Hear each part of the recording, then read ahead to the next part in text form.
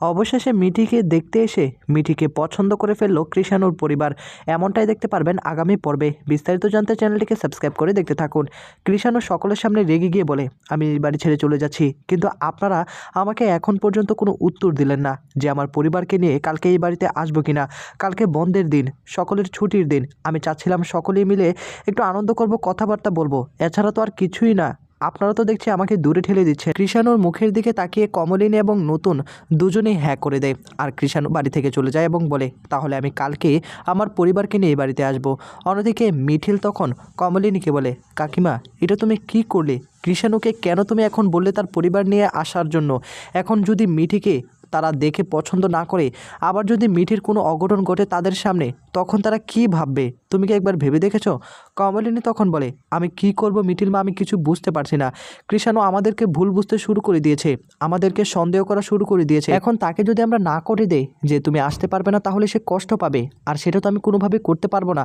কৃষাণু কিন্তু মিঠিকে পছন্দ করে, সকল কিছুই মেনে নিয়েছে। এদিকে মিঠি তখন কমলিনীকে বলে, মা কৃষাণু কি বলে গিয়েছে? কৃষাণু কিন্তু আমাকে বলে গিয়েছে তোমাদের সঙ্গে কথা বলবে, তারা নাকি কালকে দেখতে আসবে। এখন তোমরা কি বলেছো? আমি তো কৃষাণুকে কিছুই বলতে পারিনি।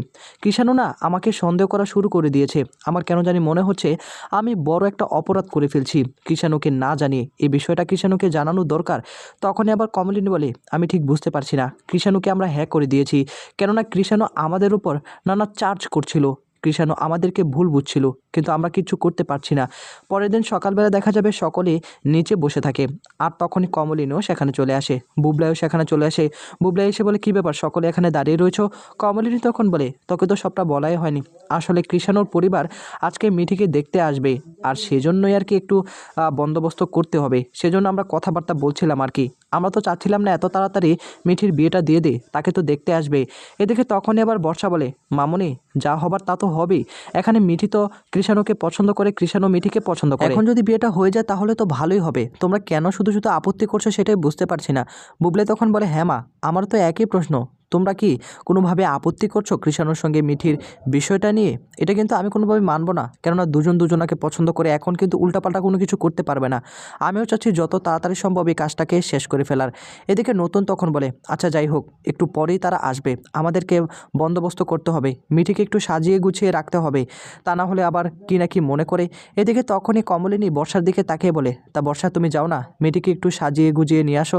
বর্ষা তখন বলে, হ্যাঁ মামুনি, আমি এক্ষুনি যাচ্ছি। আমাদের মিঠি তো এমনিতেই দেখতে সুন্দর, তাকে সাজলে আরও সুন্দর লাগবে, যদি নাও সাজে তাহলেও সুন্দর লাগবে। তুমি চিন্তা করো না মামুনি, তুমি রান্নাবান্নার কাজটা একটু সেরে ফেলো, আমি ওদিকটা সামনে নিব। আমি মিঠির ঘরে যাচ্ছি মিঠিকে সাজিয়ে দেওয়ার জন্য। কিন্তু মামুনি তোমরা কেন আপত্তি করছো, আমাকে কি একটু বলা যাবে নাকি?